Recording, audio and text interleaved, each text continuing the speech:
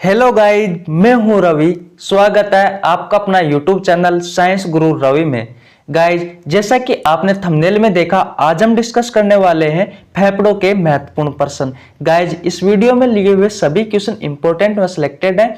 आप कोई सी भी एग्जाम की तैयारी कर रहे हो, आपके लिए यह वीडियो इंपॉर्टेंट होने वाली है। गाइज, वीडियो को स्किप मत करना, प्लीज एंड तक बने रहना, क्योंकि मैं प्रत्येक क्वेश्चन का 2 बार आपको रिवीजन करवाने वाला हूं। चलिए दोस्तों, आपका समय ना खराब करते हुए आज की क्लास स्टार्ट करते हैं। गाइज, क्वेश्चन नंबर 1 है, ऑक्सीशोषण की प्रक्रिया कहां संपन्न होती है? ऑप्शन नंबर ए राइबोसोम में, ऑप्शन नंबर बी लाइसोसोम में, ऑप्शन नंबर सी हरित लवक में, ऑप्शन नंबर डी माइटोकॉन्ड्रिया में। तो गाइज, आपका जो राइट आंसर होगा वो होगा ऑप्शन नंबर डी माइटोकॉन्ड्रिया में। आपको पता है ऑक्सीशोषण क्या होता है? वह शोषण दोस्तों जिसमें ऑक्सीजन का हम उपयोग लेते हैं। जबकि अनोक्सीशोषण की बात की जाए, शोषण की बात की जाए गाइज, तो अनोक्सीशोषण की जो प्रक्रिया संपन्न होती है वो होती है गाइज कोशिका द्रव में। किसमें होती है? कोशिका द्रव में होती है। कोशिका द्रव में होती है। दोस्तों, जो सूक्ष्म जीव होते हैं उन सूक्ष्म जीवों में ये माइटोकॉन्ड्रिया अनुपस्थित होता है। इसलिए आप कह सकते हो दोस्तों, जो अनोक्सीशोषण की जो प्रक्रिया होती है वो कोशिका द्रव में होती है। बात आपको अच्छे से क्लियर हो गई होगी। एक बार मैं आपका फिर रिवीजन करवा देता हूं। ऑक्सीशोषण की प्रक्रिया दोस्तों माइटोकॉन्ड्रिया में संपन्न होती है, जबकि अनोक्सीशोषण की जो प्रक्रिया होती है ये कोशिका द्रव में संपन्न होती है।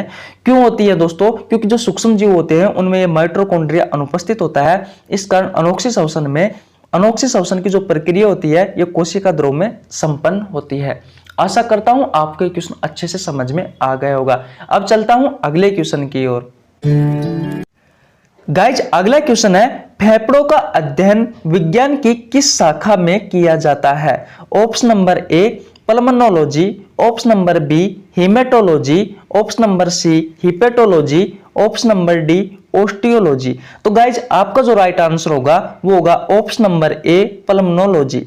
पल्मोनोलॉजी में फेफड़ों का अध्ययन किया जाता है। दोस्तों, विज्ञान की वह शाखा जिसमें हम ब्लड का अध्ययन करते हैं उस शाखा को कहा जाता है गाइज हेमेटोलॉजी। और दोस्तों, विज्ञान की वह शाखा जिसमें हम लीवर का अध्ययन करते हैं उसे कहा जाता है हिपेटोलॉजी। गाइज, विज्ञान की वह शाखा जिसमें हम अस्थियों का, बोन का अध्ययन करते हैं उस शाखा को कहा जाता है गाइज ऑस्टियोलॉजी। एक बार मैं आपका फिर रिवीजन करवा देता हूं। विज्ञान की वह शाखा जिसमें हम फेफड़ों का अध्ययन करते हैं उस शाखा को कहा जाता है गाइज पल्मोनोलॉजी। और विज्ञान की वह शाखा जिसमें हम ब्लड का अध्ययन करते हैं उस शाखा को हेमेटोलॉजी कहा जाता है। और विज्ञान की वह शाखा जिसमें हम लीवर का अध्ययन करते हैं उस शाखा को हिपेटोलॉजी कहा जाता है। और विज्ञान की वह शाखा जिसमें हम अस्थियों का अध्ययन करते हैं उस शाखा को ऑस्टियोलॉजी कहा जाता है। गाइज, ये क्वेश्चन आपको अच्छे से समझ में आ गया होगा। अब चलता हूं अगले क्वेश्चन की ओर। गाइज, अगला क्वेश्चन है, फेफड़ों का रंग कैसा होता है? फेफड़ों का रंग कैसा होता है? ऑप्शन नंबर ए गुलाबी, ऑप्शन नंबर बी लाल, ऑप्शन नंबर सी काला, ऑप्शन नंबर डी नीला। तो गाइज, आपका जो राइट आंसर होगा वो होगा ऑप्शन नंबर ए गुलाबी। हमारे जो फेफड़े होते हैं उन फेफड़ों का जो रंग होता है गाइज वो होता है गुलाबी। दोस्तों, अगर आपको इनमें से किसी भी क्वेश्चन का आंसर आता है तो प्लीज कमेंट बॉक्स में जरूर बताना। और हाँ गाइज, अगर आपने हमारी श्वसन तंत्र की पिछली 3 वीडियो नहीं देखी तो जाओ, आपको लिंक डिस्क्रिप्शन में मिल जाएगा, जाकर देखो। अब चलते हैं अगले क्वेश्चन की ओर। गाइज, अगला क्वेश्चन है, फेफड़े उपस्थित होते हैं ऑप्शन नंबर ए पसलियों के पिंजरे के नीचे, ऑप्शन नंबर बी वक्षीय गुहा में, ऑप्शन नंबर सी दोनों, ऑप्शन नंबर डी कोई नहीं। तो गाइज, आपका जो राइट आंसर होगा वो होगा ऑप्शन नंबर सी दोनों। क्योंकि दोस्तों, जो हमारे फेफड़े होते हैं ये पसलियों के पिंजरे के नीचे स्थित होते हैं। पसलियों के पिंजरे के नीचे दोस्तों फेफड़े और हमारे हृदय उपस्थित होते हैं। वक्षीय गुहा को कहा जाता है गाइज थोरेसिक कैविटी। मैं लिख देता हूं, थोरेसिक कैविटी। इस थोरेसिक कैविटी में दोस्तों हमारे फेफड़े और हमारा हृदय उपस्थित होता है और साथ ही साथ में डायफ्राम भी उपस्थित होता है। एक्चुअली देखा जाए तो जो डायफ्राम होता है वो वक्षीय गुहा और दोस्तों जो उदर गुहा होती है दोनों को अलग करने का कार्य करता है, लेकिन हम कह सकते हैं कि जो हमारे फेफड़े और जो हमारा हृदय होता है दोस्तों वो वक्षीय गुहा में उपस्थित होता है, थोरेसिक कैविटी में उपस्थित होता है।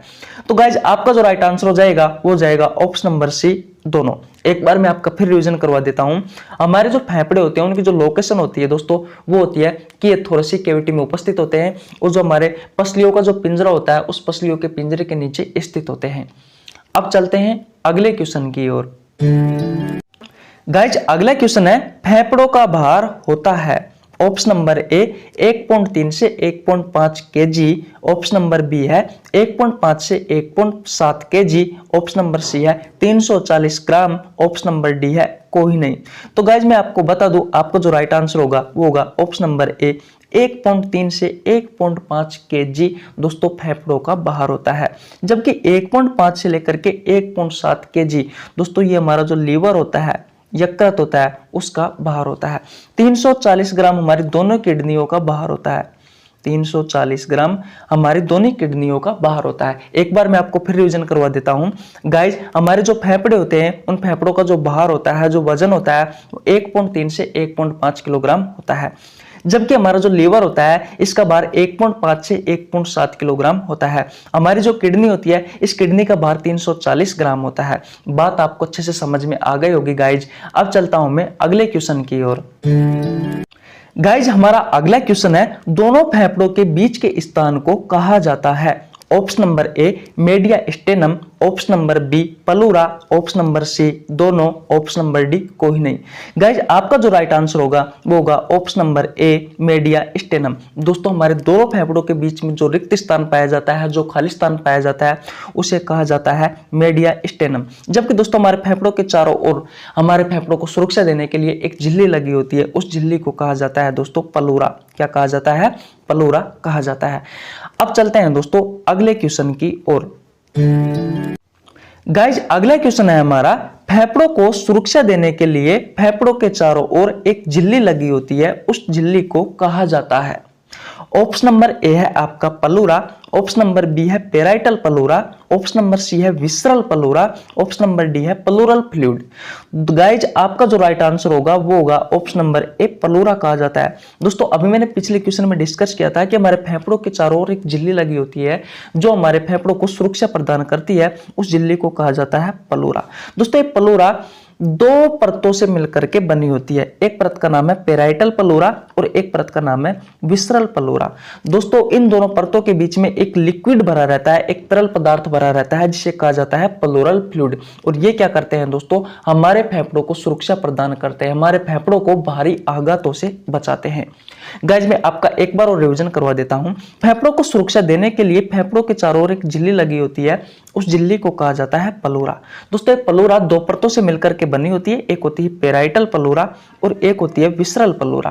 दोस्तों इन दोनों परतों के बीच में एक द्रव भरा रहता है, एक तरल पदार्थ भरा रहता है, उस तरल पदार्थ को कहा जाता है प्लूरल फ्लूइड। दोस्तों ये क्या करता है? ये हमारे फेफड़ों को बाहरी आघातों से बचाता है, हमारे बाहरी आघातों से सुरक्षा प्रदान करता है। तो गाइज आशा करता हूं ये क्वेश्चन आपको अच्छे से समझ में आ गया होगा। अब चलता हूं अगले क्वेश्चन की ओर। गाइज आपका अगला क्वेश्चन है फेफड़ों की क्रियात्मक व संरचनात्मक इकाई होती है। ऑप्शन नंबर ए कूपिका, ऑप्शन नंबर बी वायुनलिका, ऑप्शन नंबर सी दोनों, ऑप्शन नंबर डी कोई नहीं। तो गाइज आपका जो राइट आंसर होगा वो होगा ऑप्शन नंबर ए कूपिका।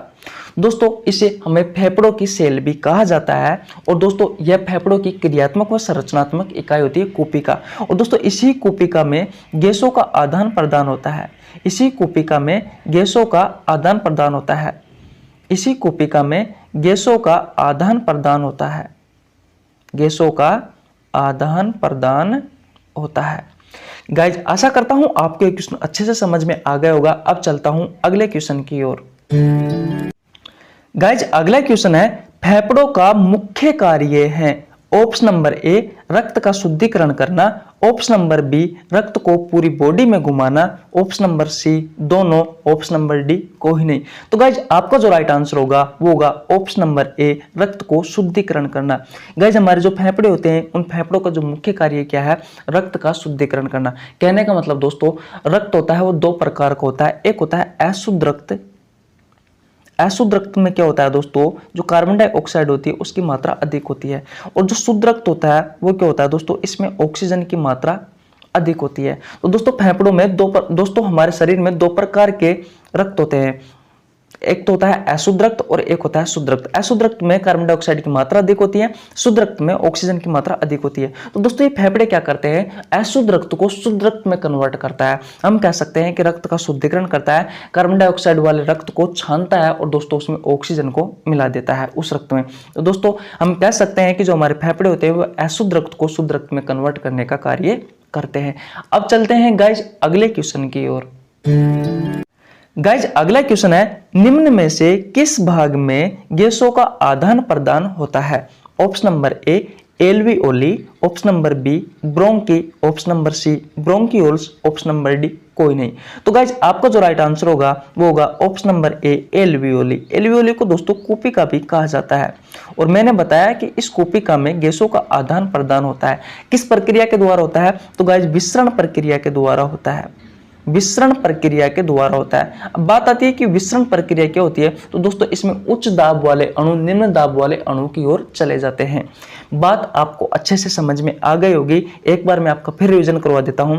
दोस्तों निम्न में से किस भाग में गैसों का आदान प्रदान होता है? तो एल्वियोली यानी कोपिका में होता है, और कोपिका में किस प्रक्रिया के द्वारा होता है? तो विसरण प्रक्रिया के द्वारा होता है। ये विसरण प्रक्रिया क्या होती है दोस्तों, इसमें उच्च दाब वाले अणु निम्न दाब वाले अणु की ओर चले जाते हैं। आशा करता हूं ये क्वेश्चन आपको अच्छे से समझ में आ गया होगा। अब चलता हूं अगले क्वेश्चन की ओर।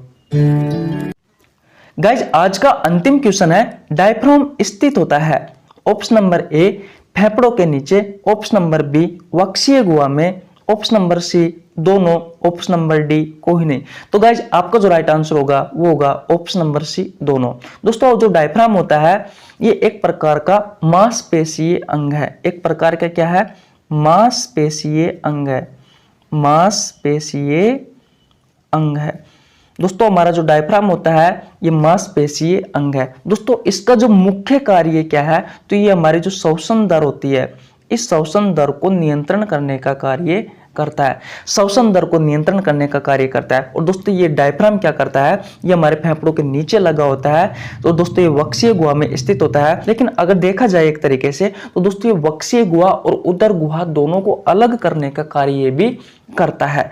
बात आपको अच्छे से समझ में आ गई होगी, एक बार मैं आपका फिर रिवीजन करवा देता हूं। दोस्तों जो डायफ्राम होता है, ये डायफ्राम हमारे फेफड़ों के नीचे लगा होता है, ये एक मांसपेशीय अंग है, ये हमारी श्वसन दर को नियंत्रण करने का कार्य करता है। अगर बेसिकली देखा जाए तो वक्षीय गुहा में स्थित होता है हमारा डायफ्राम, लेकिन इसका एक काम यह भी है कि ये वक्षीय गुहा और जो उदर गुहा होता है दोनों को अलग करने का कार्य करता है।